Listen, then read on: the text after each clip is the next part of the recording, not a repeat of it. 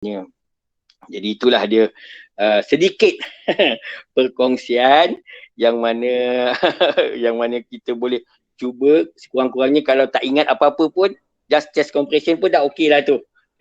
Sebelum kita tunggu ambulans sampai, pasal ambulans sampai lambat. Yang itu adalah respon yang kita nak segera lah.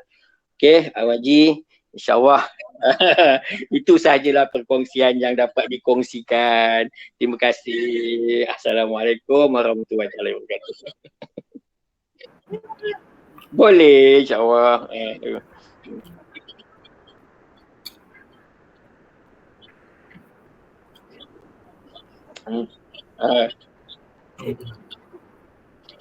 Okey, dia ada dekat negara-negara maju ni, dekat negara-negara maju biasanya dekat Holland. Dekat Holland ni dia ada dia punya undang-undang dia ada tag dekat, kalau macam kita pergi haji kan dia ada tag kat tangan kan.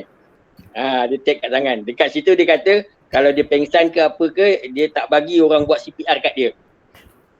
Tapi kita dekat Malaysia tak macam tu.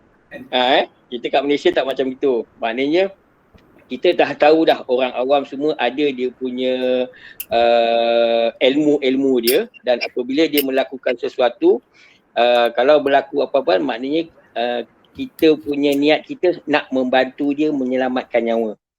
Kalau berlaku contohnya baik kita tekan tiba-tiba patah tulang rusuk dia. Patah. Sudah. Jangan panik. Sebab dalam akta pun kalau kita masuk mahkamah pun niat kita nak bantu bangsa. Itu je lah. Memang kita nak niat kita nak bantu bangsa daripada meninggal lah. Kena ada confident diri lah, kena ada confident. Kalau kita dah betul-betul kita rasa yakin, kita nampak ada mangsa, insyaAllah kita akan buat dengan penuh keyakinan.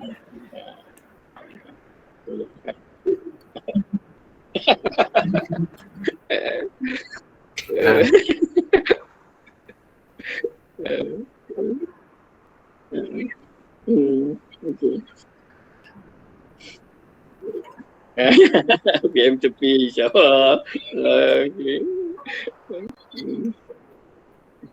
Ya, betul. Dia ada patung dia. Ada dia punya patung dia. Ya, betul. At least nampak dia punya konsep tu pun dah kira okey dah. Konsep itu.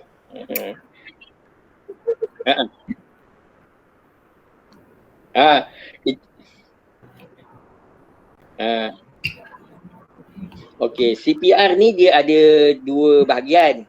Yang itu, yang peluk tu kita panggil choking. Choking tu maknanya kalau ada benda asing tersekat dekat saluran pernafasan. Okey, yang didokong kat belakang tu, kita gunakan kaedah tekan dekat perut tu supaya benda asing tu keluar. Maknanya kita tekan tu supaya benda asing tu keluar. Yang itu pun ada patung dia, kita boleh bagi tekanan lah. Konsep dia pun sama juga, dia dekat paru-paru. Kita bagi tekanan dekat dada. Sekarang ni kita pegang kat dada, ada setengah tu dekat perut buat naik ke atas. Tapi kalau macam ibu mengandung, kita tak boleh tekan dekat perut pasal ada janin ataupun ada baby dekat dalam perut. Just memadai dekat tulang sternum tu tadi.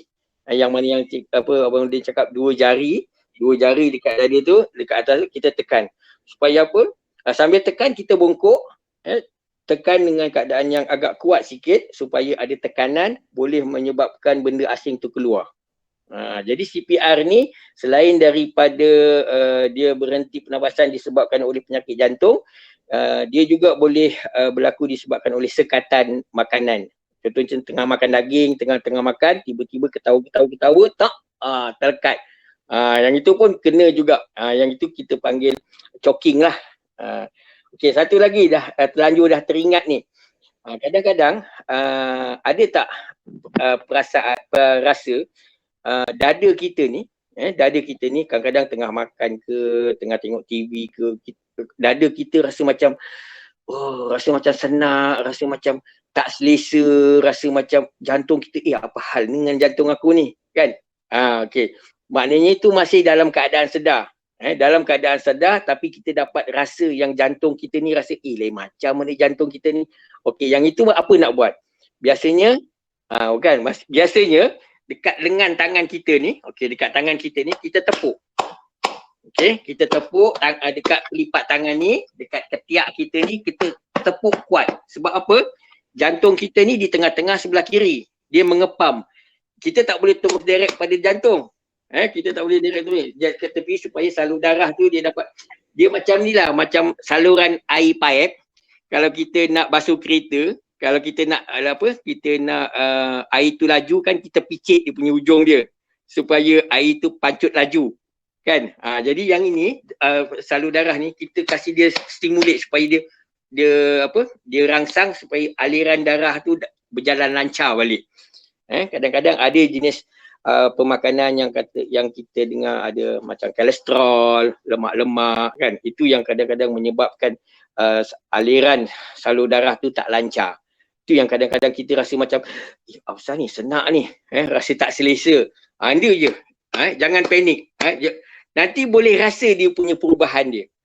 Selepas buat tu, biasanya buatlah belah kiri, belah kanan, dekat ketiak ni, just ketuk je, tepuk je. Tepuk kuat-kuat. Lepas tu nanti cuba nak buat. Ada dia punya rasa dia. Daripada kita tak buat langsung, kita takut tiba-tiba kita pengsan, tahu-tahu dah marabbuka. Kan? Dah marabbuka maknanya memang dah kat dalam tu lah. Kan? Jadi sebelum tu kita cubalah usaha sikit bagi stimulate dekat kita punya salur darah tu. Okay? Kita buat masa tengah sedar tu kita buat sekuat-kuatnya pelipat tangan dekat tangan ni, dekat pergelangan tangan, dekat ketiak. Ada 3 tempat tu. Pergelangan tangan, pelipat siku ni dekat ketiak ni. Sebelah kiri buat, sebelah kanan pun buat. Jadi akan nampak perubahan tu, rasa macam jantung tu dapat mengepam balik, lancar balik semula. Itulah dia. Lebih-lebih lagi kalau ada sejarah mak ayah kita yang ada sakit jantung, yang itu memang perlu ada ilmu-ilmu macam ni lah untuk kita buat pemulihan. Okay, je ada apa lagi nak tanya?